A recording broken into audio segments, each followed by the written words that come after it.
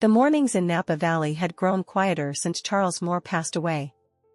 Evelyn Moore stood at the wide kitchen window of her farmhouse, watching fog drift lazily between the vineyard rows like a secret that refused to be rushed. The house still smelled faintly of oak, coffee, and thyme.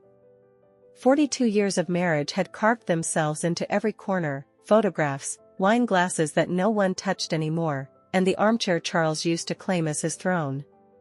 At 68, Evelyn wore widowhood lightly. She didn't collapse under it. She folded it neatly and placed it beside her grief. Her children, however, mistook that silence for weakness. Lucas arrived first that morning, keys jingling, confidence spilling out of him like an overdraft notice waiting to happen. He was 40, handsome in the way men become when they believe they are owed the world. "Mom," he said, kissing her cheek. "You didn't need to wake up early. Marianne's handling most things now." Marianne followed, sunglasses still on despite being indoors. Luxury clung to her: designer shoes, manicured impatience, and the permanent belief that life had underdelivered. "We've been talking," Marianne said, opening Evelyn's laptop without asking.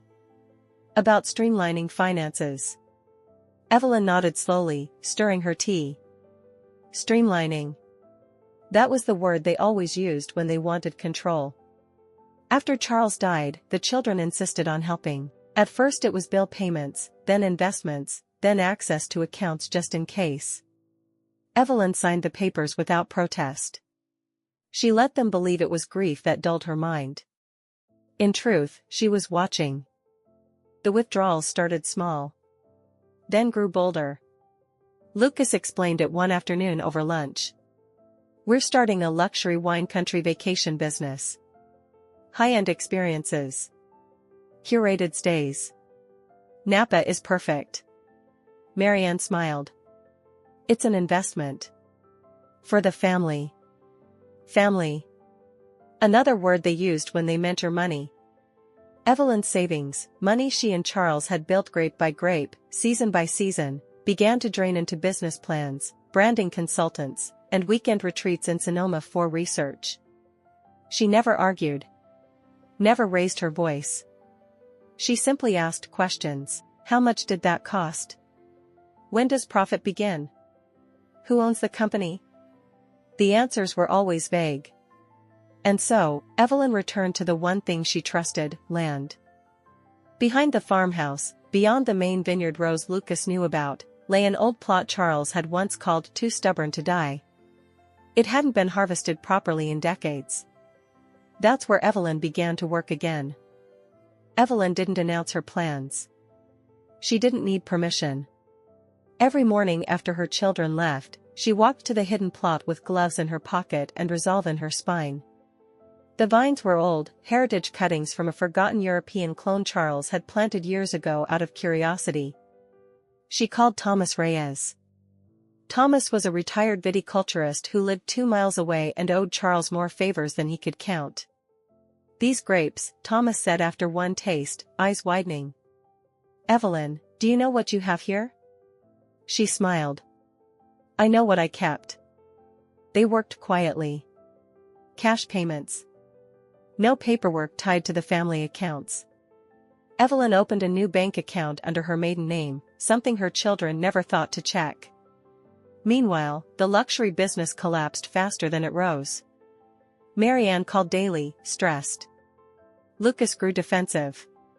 "Mom, we just need a little more time," Lucas said one evening, frustration slipping. The market shifted.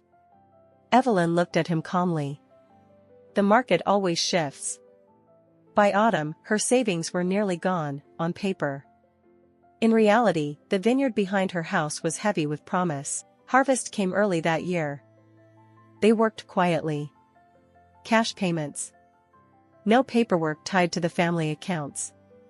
Evelyn opened a new bank account under her maiden name, something her children never thought to check. Meanwhile, the luxury business collapsed faster than it rose. Marianne called daily, stressed. Lucas grew defensive.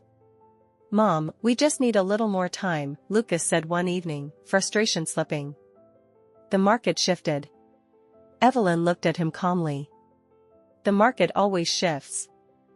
By autumn, her savings were nearly gone, on paper. In reality, the vineyard behind her house was heavy with promise. Harvest came early that year. The invitations were printed on thick ivory paper, embossed with a single word in deep burgundy ink, Moore Estate. No logos. No explanations. Just a date, a time, and coordinates. The Napa Valley elite understood exactly what that meant. Private tastings were not unusual in wine country, but mysterious ones were. And curiosity, Evelyn had learned, was more powerful than advertising. She hired a Michelin-trained chef from Yountville. A string quartet. Long wooden tables placed between vineyard rows glowing under hanging lanterns. The kind of evening people talked about for years, Lucas found out by accident. A client mentioned it during a call. "Didn't know your mother was back in the game," the man said casually. "That rare grape deal, brilliant move." Lucas laughed awkwardly. Then froze. "What deal?" That night, both children arrived at the farmhouse unannounced. Marianne was furious. Lucas was pale. "You locked us out of the account," Marianne said, pacing. "There's nothing left." Evelyn sat calmly, folding a napkin. "Incorrect," she said. "There's nothing left for you." Lucas slammed his hand on the table. "You had no right." Evelyn finally looked up. "I had every right," she said softly.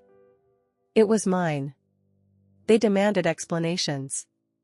Accused her of betrayal. She listened. Let them burn themselves out. When they were finished, she stood. "I suggest you leave," she said. "I have guests arriving tomorrow." They weren't invited. The dinner was flawless. Wine flowed like confession. The rare vintage, now officially named Evelyn's Rebellion, received standing praise. Contracts were whispered between courses. Photographs circulated by morning. By sunrise, the story was everywhere. An aging widow. A forgotten vineyard. A quiet comeback. Lucas and Marianne watched it unravel from the outside. Their business collapsed within weeks. No capital. No trust. No reputation. Evelyn didn't gloat. She simply changed the locks. On a cool autumn evening, she poured herself a glass of her own wine and sat where Charles once had. The vineyard stretched endlessly before her, alive, thriving, hers. She raised her glass to the quiet. To patience, she whispered. And to knowing when to stop being kind.